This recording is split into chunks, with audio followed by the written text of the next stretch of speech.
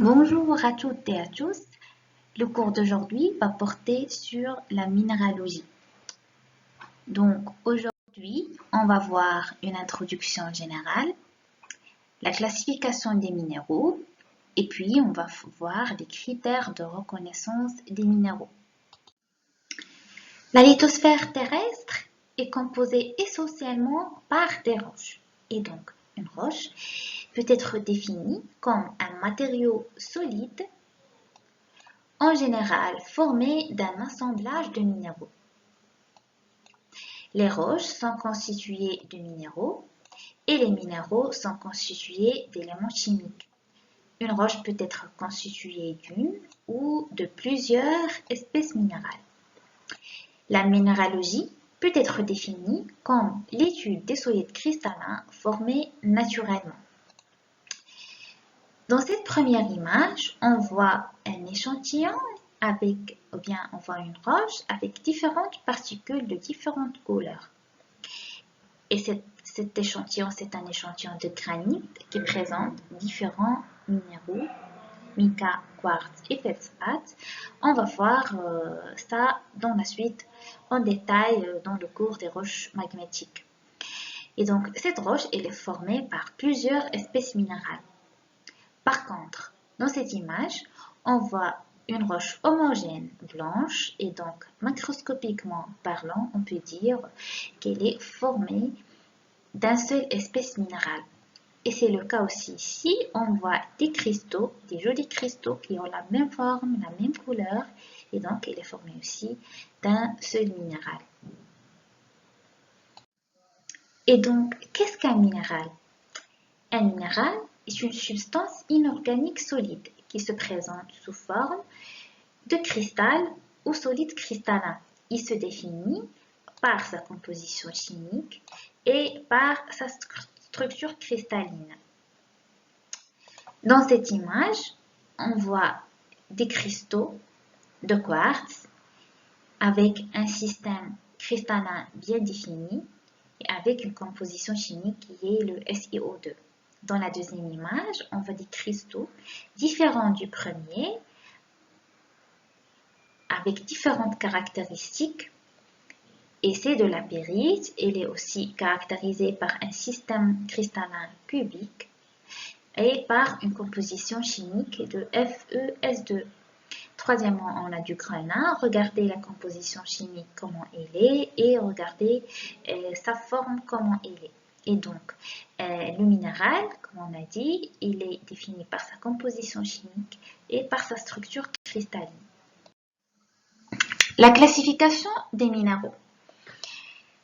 Donc, la classification des minéraux est aujourd'hui internationalement reconnue. Elle se base sur la composition chimique et se divise en 10 familles. Bon, on va prendre comme exemple les sulfures et sulfosels, oxydes et hydroxydes, les carbonates, les silicates, les composés organiques. Donc, on a plusieurs familles. Mais à ce niveau, le niveau de S2, bien de première année de licence, pour se faire simple, on va voir que deux classifications qui sont les minéraux silicatés et les minéraux non silicatés. Les minéraux silicatés sont caractérisés par la présence de silicium dans leur composition chimique, comme c'est le cas du quartz et la kaolinite par exemple. Et les minéraux non silicatés, tout simplement, qui ne sont pas, ou bien qui ne comprennent pas du silicium dans leur composition chimique, comme le cas de la halite et la calcite. Le troisième point qu'on va voir aujourd'hui, c'est les critères de reconnaissance des minéraux. Pour décrire et reconnaître un minéral à l'échelle de l'ONU, on se base sur des propriétés macroscopiques. Ces propriétés sont les critères de détermination et de reconnaissance. Et donc, ces critères de détermination et de reconnaissance peuvent être subdivisés en 3 critères. Les critères morphologiques, les critères optiques et les critères physico-chimiques. Les critères morphologiques. Le premier critère, c'est la forme. On distingue 2 types, les minéraux automorphes et les minéraux xénomorphes. Un minéral automorphe est un minéral limité par des phases cristallines. Comme c'est le cas dans cette image, on voit deux types de cristaux et on voit clairement des faces cristallines bien définies. Et donc, pour ces deux minéraux, ils se présentent sous forme automorphe. Par contre, un minéral xénomorphe se dit d'un minéral qui, bien que cristallisé, il ne présente pas de phase cristalline reconnaissable, comme c'est le cas ici. Pour ce minéral, il est cristallisé, mais on ne voit pas de phase cristalline, et donc il est xénomorphe. Et pour avoir un minéral automorphe, ça dépend surtout de l'espace que le minéral trouve quand il est en train de se cristalliser. Et d'ailleurs, je ne sais pas si vous avez déjà vu les documentaires dans les grottes, vous pouvez voir des géants cristaux qui sont automorphes avec des faces cristallines bien limitées, bien claires. Il y a aussi les géodes de quartz, une géode qui est vide et donc les cristaux aussi trouvent de l'espace pour se cristalliser tranquillement. Et donc, on les trouve dans un état automorphe. Par contre, quand les cristals ne trouvent pas suffisamment de l'espace et des fois aussi du temps pour se cristalliser tranquillement, ils se trouvent généralement dans l'état xénomorphe entre les autres cristaux, comme c'est le cas ici. Le faciès cristallin, c'est la morphologie sous laquelle se présente un individu minéral selon les trois dimensions de l'espace X, Y et Z. Il existe 5 types de faciès cristallins.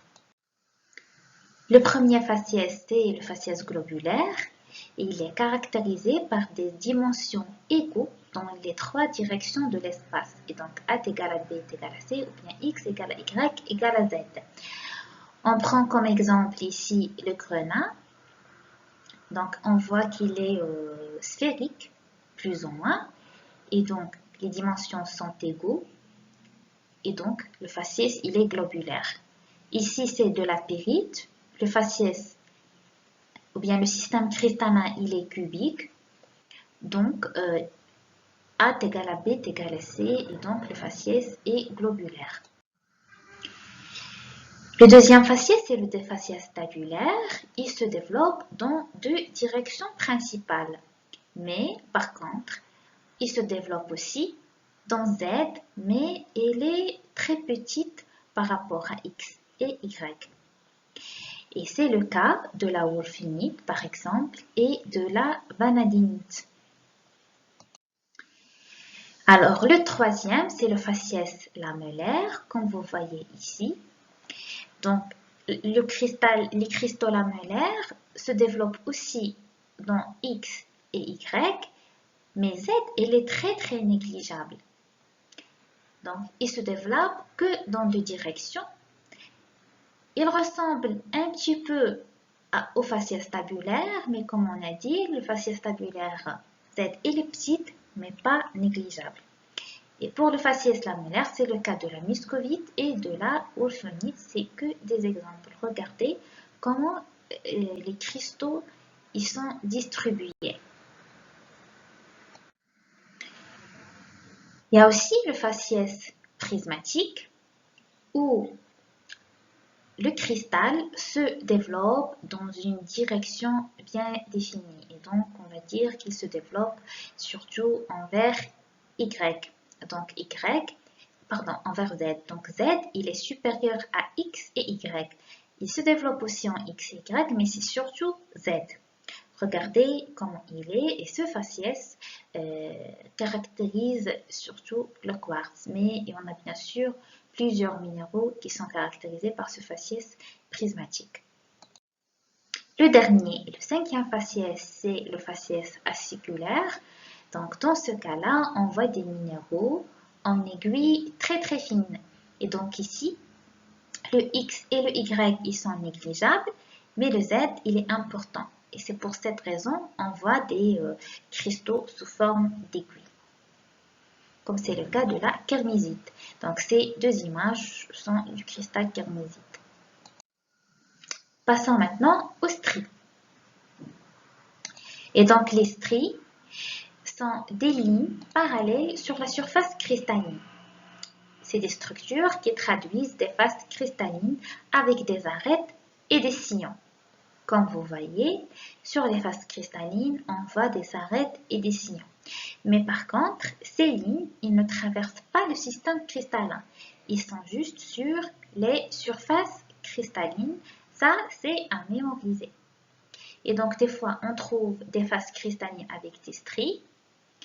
Et d'autres fois, comme c'est le cas ici,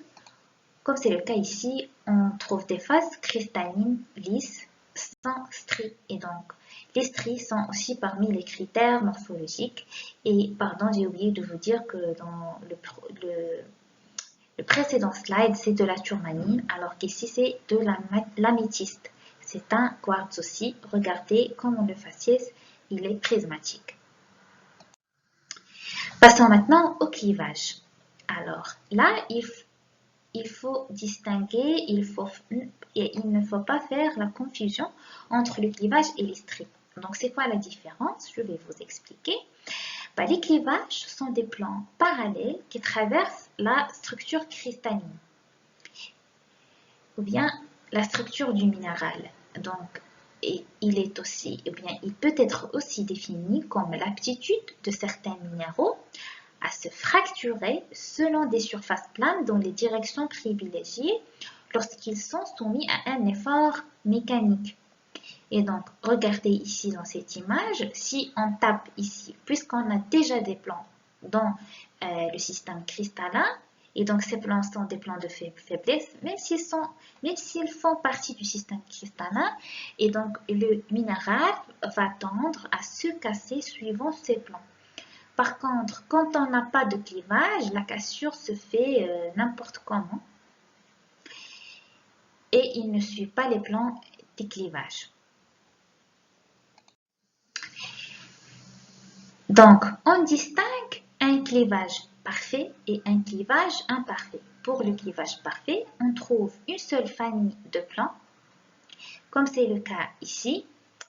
Donc, il n'y a qu'une seule famille de plans. Et le clivage imparfait, quand on a deux familles de plans ou plus, regardez ici, on voit deux plans de clivage et regardez comment le minéral il se casse.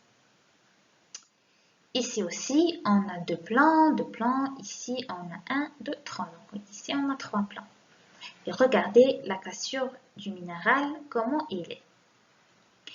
Et donc, ce clivage, c'est parmi les critères aussi morphologiques, il est très important et il nous permet à distinguer entre différents minéraux, comme c'est le cas des amphiboles, parce que ils présentent des clivages qui ont un angle et donc à partir de cet angle dans le microscope, on peut distinguer entre différents types de minéraux. Donc, c'est parmi les critères qui sont importants, pas seulement à l'échelle de l'œil nu, mais aussi microscopiquement parlant. Alors, on va voir maintenant des exemples concrets. Regardez la muscovite. Donc, alors ici, il faut faire attention. Donc, il faut voir la direction du cristal et voir la direction des clivages pour ne pas confondre et dire « Ah, on a plusieurs directions et donc plusieurs familles de clivages. » Non. Donc, regardez là, les cristaux, par exemple, ici, sont comme ça. Et les plans de clivage aussi, ils sont comme ça. Alors, prenez le cas ici. Les minéraux sont comme ça et le clivage, il est aussi parallèle à la direction du minéral. Et donc, ici, on peut dire qu'on a une seule famille de clivage et donc un clivage parfait. Par contre, ici, c'est un feldspath. Regardez, on voit une famille dans ce sens et une autre famille dans ce sens. Et donc là, c'est un clivage imparfait et c'est le cas aussi ici de la calcite.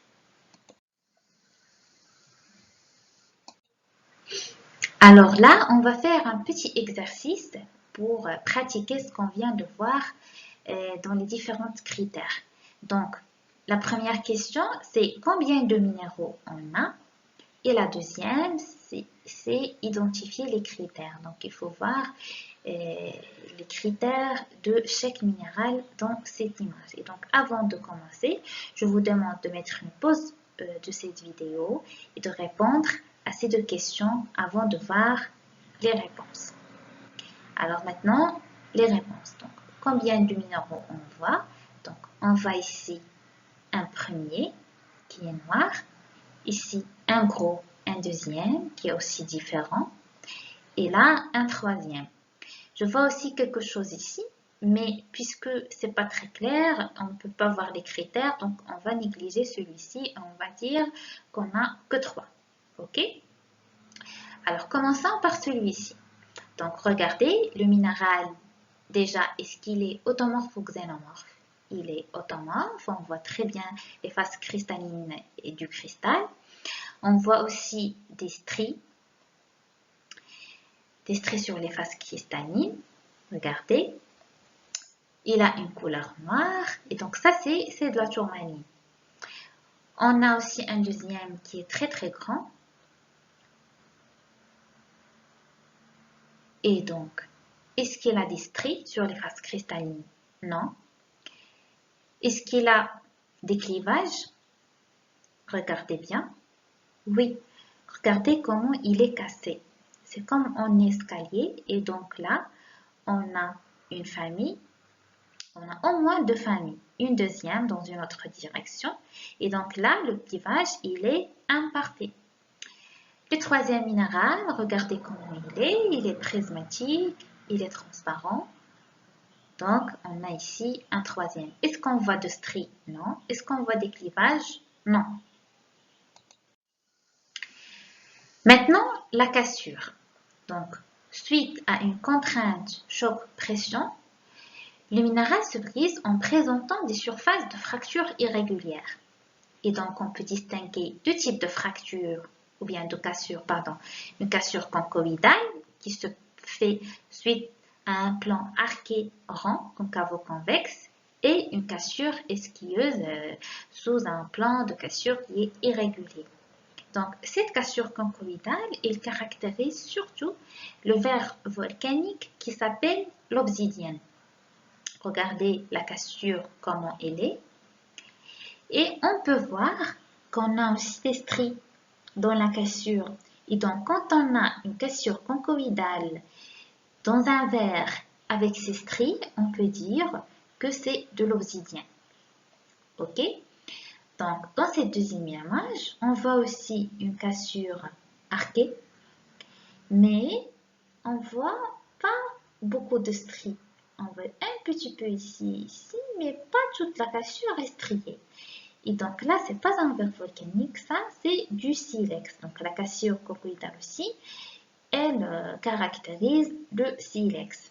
Par contre ici, on voit que la cassure se fait d'une façon irrégulière et donc elle est équilleuse.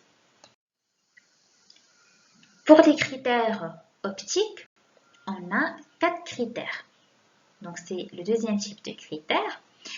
On a la couleur de la trace, la transparence et l'éclat. La couleur. Certains minéraux possèdent une seule couleur caractéristique et donc on peut les distinguer que par leur couleur, comme c'est le cas de l'olivine. Donc l'olivine, il présente une couleur vert olive et d'ailleurs d'où vient le nom olivine. Donc c'est une couleur très caractéristique de ce minéral. D'autres minéraux possèdent des couleurs variables, comme c'est le cas du quartz et du diamant. Donc ici, vous voyez un quartz qui est rose, il y a un quartz qui est sans couleur, bien qui est transparent. Il y a le quartz fumé, il y a le quartz mauve, comme l'améthyste, etc. Donc le quartz peut se présenter sous forme de différentes couleurs. Le diamant aussi. Il y a le diamant transparent, il y a le diamant jaune, diamant bleu, il y a différentes couleurs de diamants. Alors, on peut se poser la question, pourquoi des fois on a différentes couleurs? Donc, c'est quoi la cause d'avoir ces différentes couleurs de cristaux?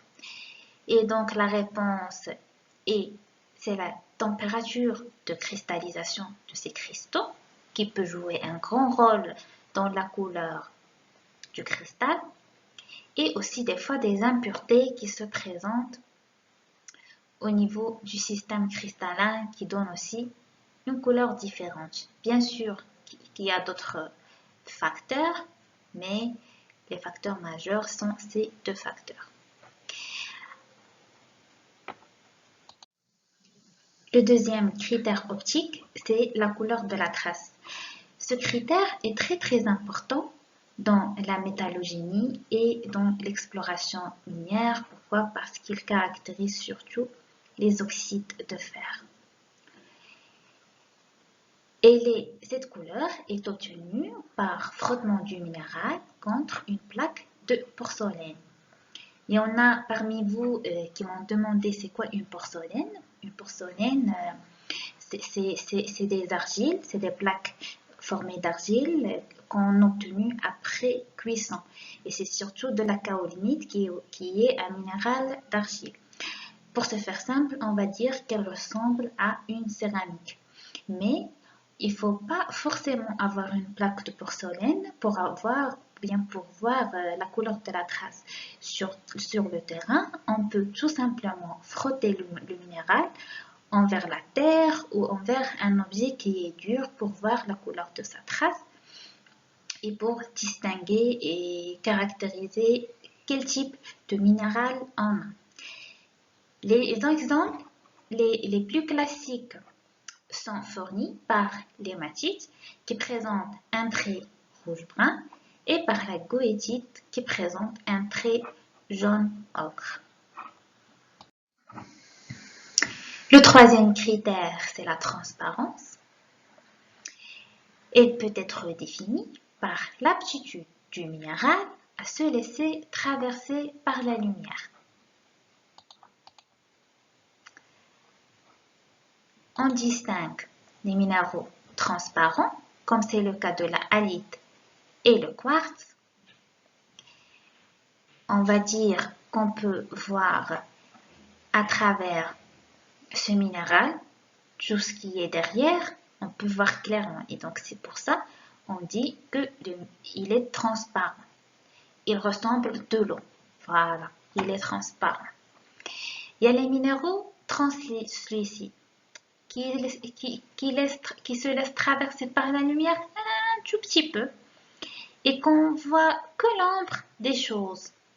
On ne peut pas voir clairement les choses dans les minéraux translucides. Et donc, ces minéraux translucides sont entre les minéraux transparents et les minéraux opaques. Les minéraux opaques, on ne peut rien voir. Ils ne se laissent pas traverser par la lumière, comme c'est le cas de la galène. Le quatrième critère optique et le dernier, c'est l'éclat.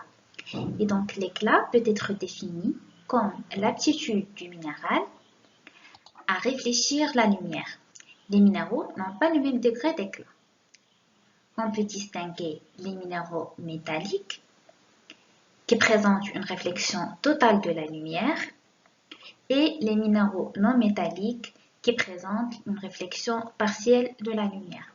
Et donc, les minéraux non métalliques sont généralement les minéraux transparents et translucides. Les minéraux métalliques sont tous opaques.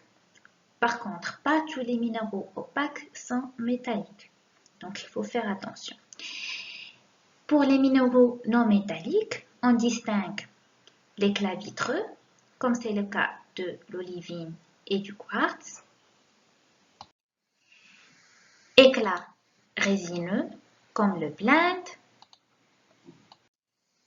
Éclat vif nacré, comme la muscovite. Regardez comment il est vif, il est brillante.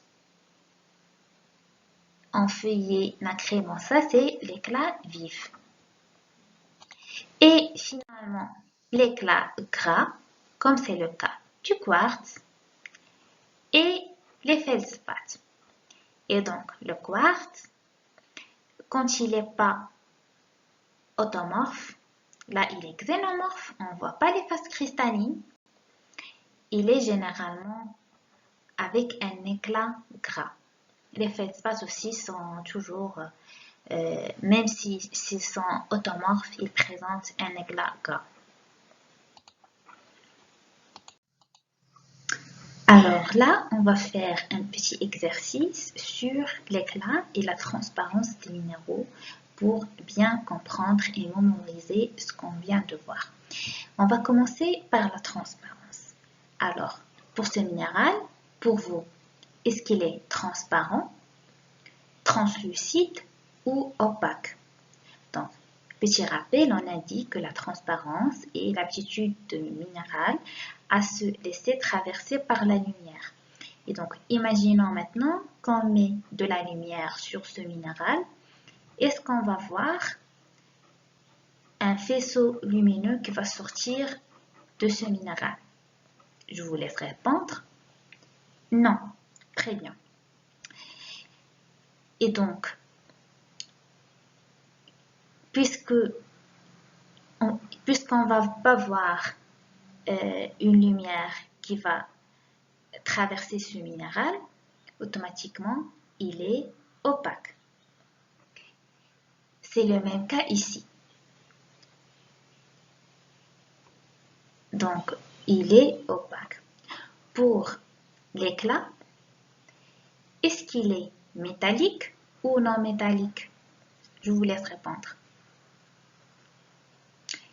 Il est métallique. Très bien pour ceux qui ont eu une bonne réponse. Il est métallique et donc, puisqu'ils sont métalliques, comme on a déjà dit, ils sont opaques. Pourquoi? Parce que l'éclat métallique, il réfléchit la lumière. Donc, si on met un faisceau laser ici, et sur ce minéral aussi, on va voir qu'il réfléchit la lumière totalement. Et d'ailleurs, je pense que c'est évident qu'on va avoir une réflexion de la lumière. C'est comme un miroir, comme j'ai déjà signalé. Par contre, dans ces deux minéraux, donc on va commencer par la transparence. Déjà, dans ce minéral, on voit déjà qu'il y a quelque chose de noir derrière. C'est ce qu'on a ici. Et donc, on peut clairement voir ce qu'il y a derrière le minéral. Et donc, si on met un faisceau lumineux, automatiquement, il va traverser ce minéral. C'est comme un verre. Si on met de la lumière sur le verre, il traverse le verre tranquillement. Et on voit tout derrière. Et donc là, pour la transparence, c'est un minéral transparent. Par contre, pour le cas ici, c'est difficile de voir, mais on peut voir quand même de la lumière qui passe. Et donc, ce minéral-là, il est translucide. Très bien. Pour l'éclat, pour ces deux minéraux, est-ce qu'il est métallique ou non métallique? Il est non métallique, bien sûr.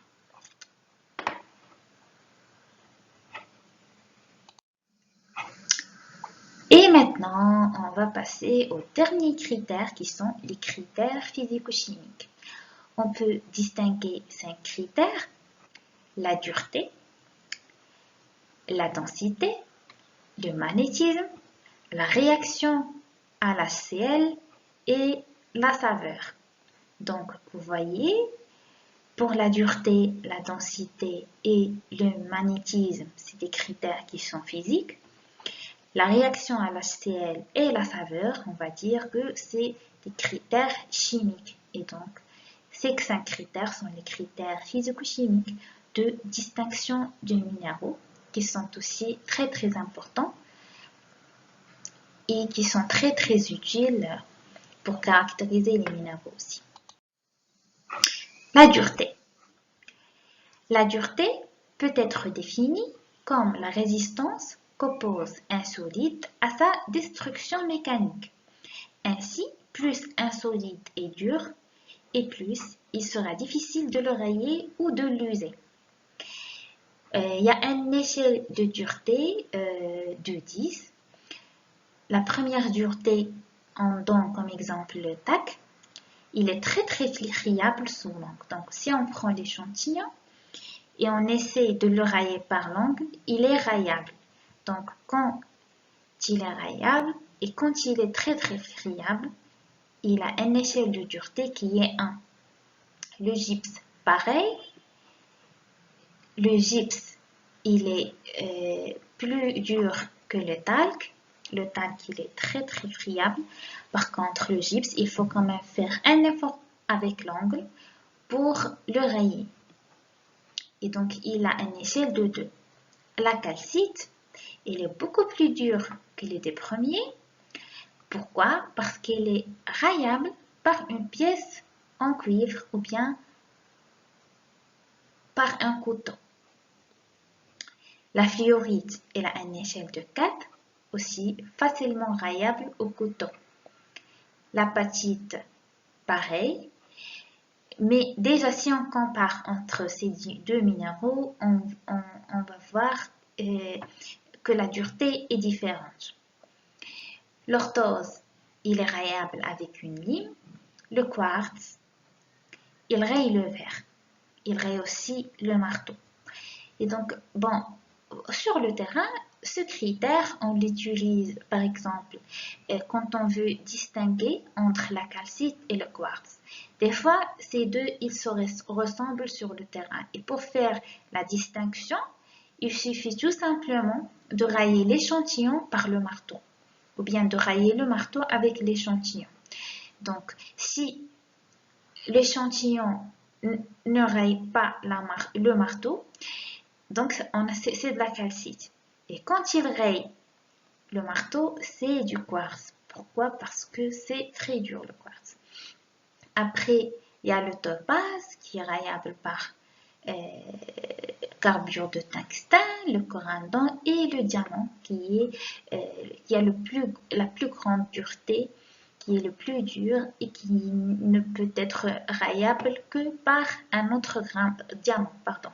Et c'est pour cette raison que pour couper les échantillons dans la scie, le disque de la scie est formé par du diamant artificiel. Pourquoi? Parce que le diamant, c'est le plus dur et il peut couper n'importe quelle roche. Le deuxième critère physico-chimique, c'est la densité. Elle peut être définie comme une propriété mesurable. Elle est une constante physique qui caractérise un minéral donné. C'est un rapport entre le poids du minéral et le poids du volume d'eau qu'il déplace. Ce critère, on l'utilise pour distinguer entre différents minéraux. Donc, on distingue les minéraux légers, les minéraux denses et les minéraux très denses. Et comment on fait?